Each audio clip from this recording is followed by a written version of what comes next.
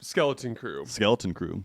I texted Ryan Brumley, my former producer at the Volume, was like, hey, have you checked out episode 3 of Skeleton Crew yet? And I'm like, no. And he's like, it's a lot more Jude Law. And I was like, oh, sweet, I'm excited.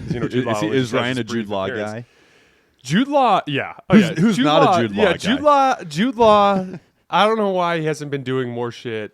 He should be doing more shit. He's really good. Dude, I feel like, not to cut you off, I feel like if I got famous and got mine, I would probably chill out for a little while. Hang out in a nice house I somewhere. respect it. I respect it. Do some me things, and then every once in a while just be like, yeah, I'll be on Star Wars. Chilling on the holiday money? Sure. Yeah. I'm the holiday rich. I can go wherever I want. Yeah, like I'm down. Yeah. And then just be like, oh, there's an opening in Star Wars? Yeah, sure. I'll take that. Sure. That sounds tight. like fun. Yeah. He's the perfect guy for that role because he just gives off just a little bit. He can kind of seamlessly transition between like obviously ulterior motivated like villain and but then, nice guy. Yeah, and then he can switch back and be like, homely dad figure. Right. Exactly. Where he doesn't seem like an absolute piece of trash. Oh yeah. But obviously he was leading a pirate gang.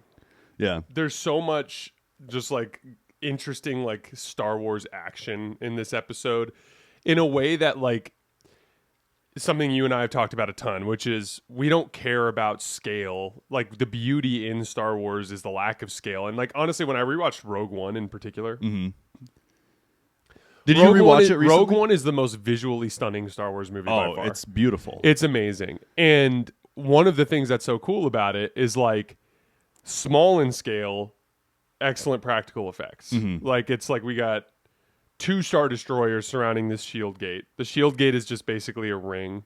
Even the Rebel fleet is like 1 Calamari cruiser, a couple of medical frigates, and like a bunch of smaller transport ships. Yeah, there's and like a bunch of hammerhead cruisers. 2 squadrons of fighters, right? Like it's nothing extravagant, but just all of the shots are so immaculately crafted that it has this feel.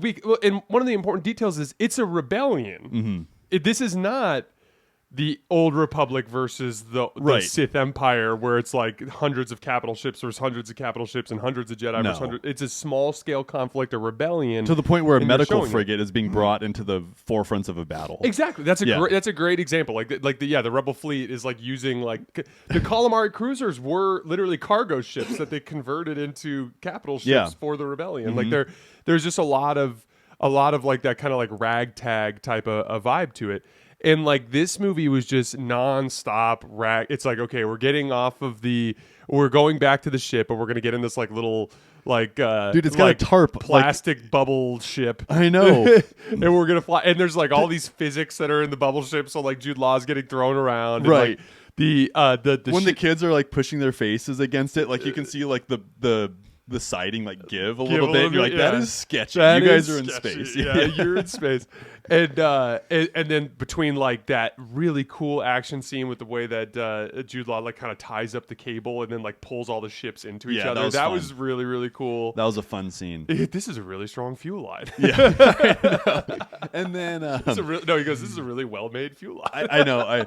I should know his name too. The werewolf looking guy. I like him. Yeah. He's cool. Classic kids villain. Dude, and it's so funny because he's just watching everything get destroyed in front of him, right? Like all the pirate ships are just getting banged up, and they're already banged up. They're just getting jacked up even more and more and more. And he's just standing there watching it go down. And I loved that humor, like where everyone's pissed and kind of like unsettled, and he's just standing there. There's the stoic, the stoic stand like, there. And there's nothing that we can do in order to fix this. So one of the big reveals is that Jude Law's character was actually Captain Salvo, who's the guy.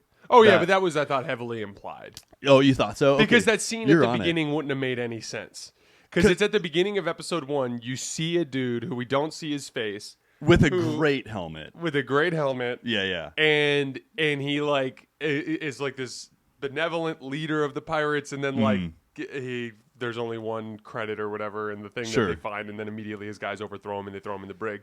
I thought that was, and then when you see him in the brig at the end of episode 2, I had kind of jumped to that conclusion, but like it sets up the storyline of his motivation, which is like he's just been looking for his big score, forever, And now that he hears these kids in the prison cell talking about AT-AT, and he's like, this is the score. This is what I'm going after. What did you make of the lore behind like the whole like these are the 8 treasure planets in the galaxy thing? I thought it was cool. I thought it was fun. Like again, they've done such a good job making this feel like Goonies. Like where there's this hidden treasure somewhere, and it's like the only one that we know about. And there's almost like this treasure map, which is now the stars, apparently. That might lead us there. I thought it was cool. I like that there was like a larger lore behind it too. From like a writing standpoint, it would have been really easy just for their planet to just have been by itself. Mm-hmm. But I like that it was a bigger piece or a smaller piece in what was a larger puzzle, and that this is like the only one. It makes it unique. There were some red flags in terms of the scale of it, where they're like, all the planets have been destroyed except for one. I'm like, okay, it was like Palpatine on a little Death Star joyride at some point in time. Like what's going on here? They're so vague about what the treasures were. Like there's a lot of like vagaries there, but like I'm kind of just accepting it as like a lower level plot device that they're using for a kids show, and I'm kind of just embracing it. They did drop that great work line again. I don't know if you caught that. Yep. I'm also really curious about, they didn't get into it at all in this episode, but all of the parents, the angry parents, there's references to what it was like for them when they were kids. Remember, there's some kind of like weird conversations where like it kind of is creepy in the sense that like it's a creepy concept. I remember I thought about this a lot when I was up in Utah. Like you're with Brigham Young and you settle down in the Wasatch Front in 1850.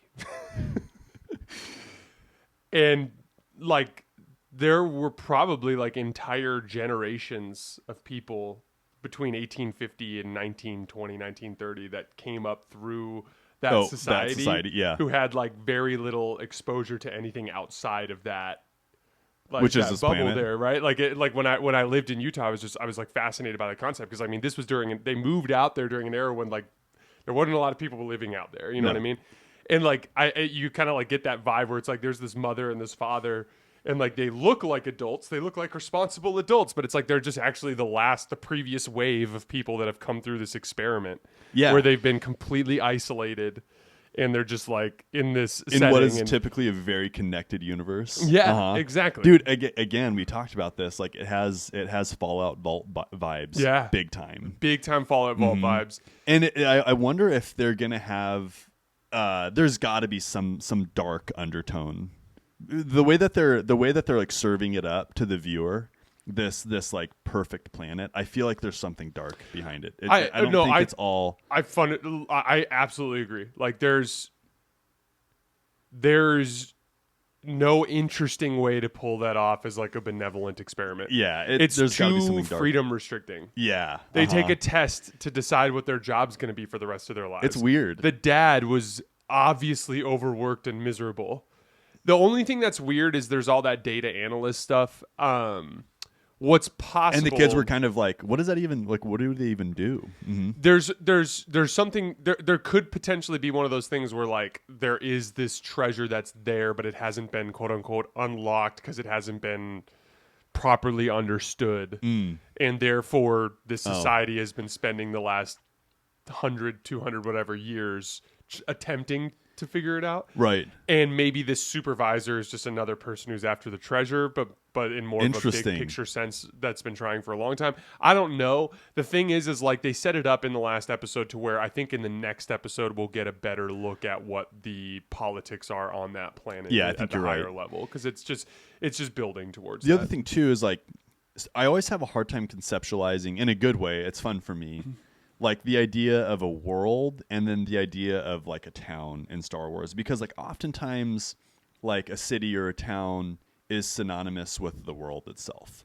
Like so my question is like, is Ad-Aden like just a small reservation where like it's really not that large of a community on a massive planet which is otherwise like untouched, or is Ad-Aden like a huge world like what we have in planet Earth? You know, this is one of the problems with Star Wars scale that like we all just kind of accept. Right, it's kind of like, fun, right? We view like we look at like the chancellor as like the president of the United States, and we look like at the senators as like the literal senators, and we look at the Padme Amidala, Queen Amidala types as like the governors of like these states, and the planets are like these states, and like we kind of that's just the way our brains make associations, and we piece those kinds of things together. But the truth of the matter is like it would be basically impossible to find one person to represent Earth's interests. Right. Like it's just because there's just too many. There's 8 billion people and too many different points of view and too many different motivations and purposes for everybody. It's just not really practical. So I wonder, like the treasure, how that scales in Adan. If like just someone's just really rich in a town now, all of a sudden, like the head car dealership guy, you know, or if it's like a larger like world, like what planet Earth is, where like all of a sudden you're Elon Musk and have $400 billion. Oh yeah, I mean? I just kind of try to. I've been trying to do this in general with like my.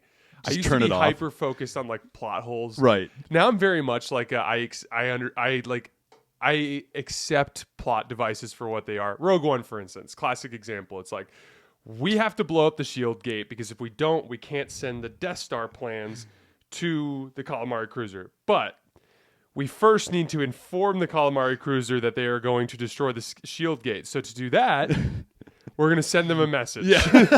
So the way we're going to send them a message is all we have to do is like we have to physically plug our ship in to this portal and then hit this big lever. Yeah, the big lever outside to get just enough power to have like a phone conversation with the Calamari cruiser, but like we can't send them any data apparently. Like it's all very like, but it's like at the end of the day, like when you're watching it, it's like the dialogue is so good, the character development is so good, the acting is so good, it's still good writing, are so good that you just kind of take it all in stride because of the plot devices. I just kind of accept them for what they are now. Right. Like one of my favorite episodes of Game of Thrones was The Long Night when they're fighting off the White Walkers at Winterfell, and like there's a lot of stuff that happens in that scene that like doesn't really make sense. Everyone seems to be dying, like literally everyone, and then the next episode, they're like, all right, we lost half the Dothraki and half the Unsullied. Like, you mean half everybody? the Northmen. And it's like, wait, so there was just like 20,000 dudes that were still alive fighting? Because I didn't see any of those guys in the last movie. Yeah, like, where were they? Because that episode very much tries to make you feel like it's ending, and then at the last second they get saved. So it's like very much like it's a different, but again, it's just,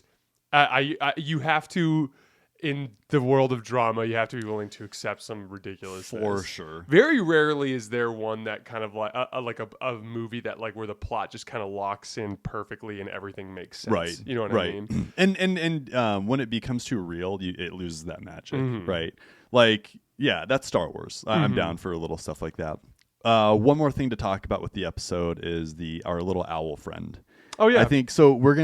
I think we're gonna meet her again. I think that's pretty heavily implied, where I think it was what are the kids' names, like Wim, I think, or one of the kids is about to leave and she's like, hey, if you ever need anything, let me know, pretty much.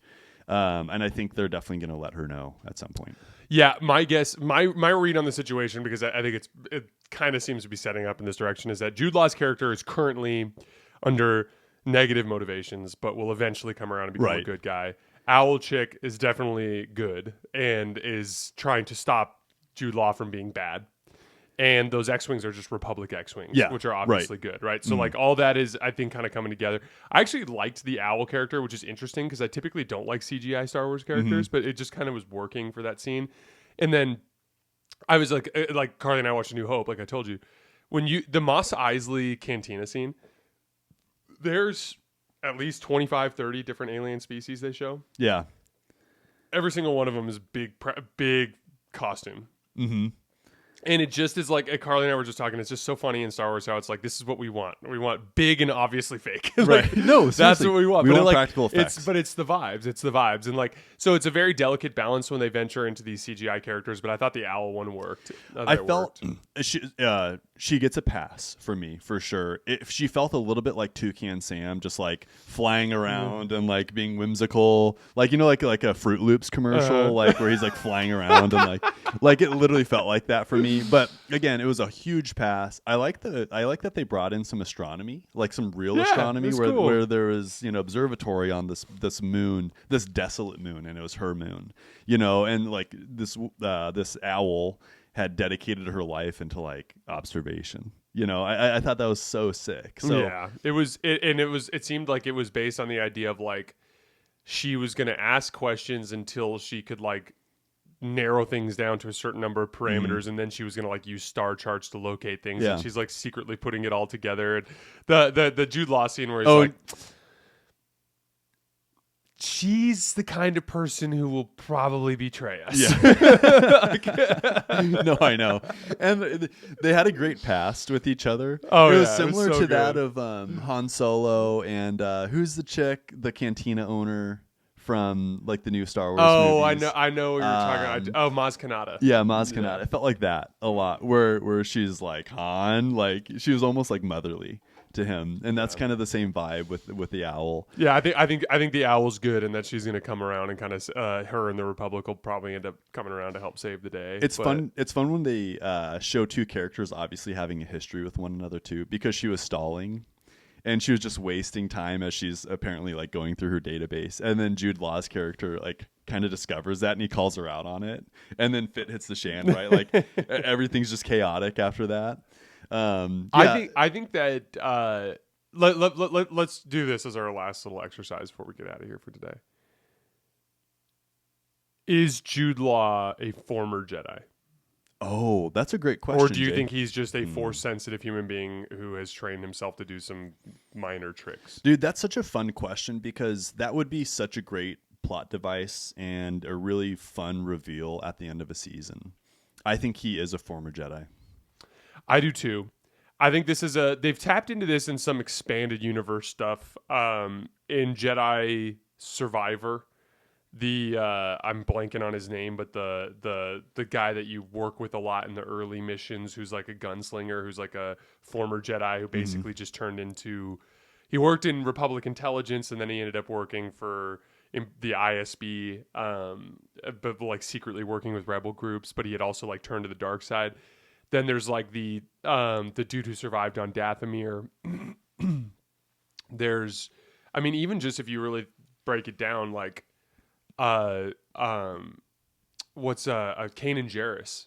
Kanan Jarrus, like, he's still a Jedi, but he's not really being a Jedi. He's just being a rebel. And right. Like, so like, there's all these Force users in the galaxy that are basically just getting by with their talents. Right. I mean, even just going back to Darth Bane with that like Dark Jedi, I'm blanking on his name, but the dude who was after Endedu's holocron. It's like there's just a lot of those dudes where it's like they're just using the Force to get what they want in the world and survive. Right. You know what I mean? And I mean, they hint at this. There's surprisingly tight plot, like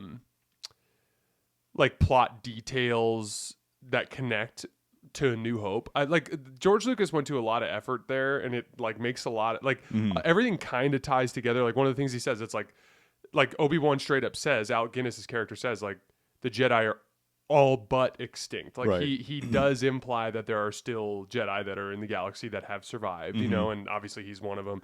There everything kind of like, there's a couple weird ones where like they talk about how Uncle Owen wanted Anakin to stay and not go fight in the war, and it's like that doesn't make any sense compared to like there's a couple of little things like that, but like for the most part it actually like ties together. It actually like ties together pretty good. But like it makes sense to me. Like it's an interesting storyline to be like, okay, Jude Law's character was a well-meaning Jedi who during the overthrow of the Republic became very practical minded and thought the Jedi are defeated. The Sith rule the galaxy. I just need to survive now. Right. I'm going to use my, talents and influence to try to, get in charge of a pirate gang and try to find some wealth so I can go retire, blah, blah, blah. So, yeah. And then at his core, though, deep down, there are still these like ideals that are going to be brought back to the surface. I mean, even just on a basic level, like him going back to get the droid. SM-33. Yeah. Yeah. Which was a funny scene. Yeah. When they're arguing and he's coming up in the bubble ship. I love the droid too, where I can't remember what the premise of it is, but he's talking to him and he like walks off and then he comes back and just repeats exactly what he said and walks off again. And then when he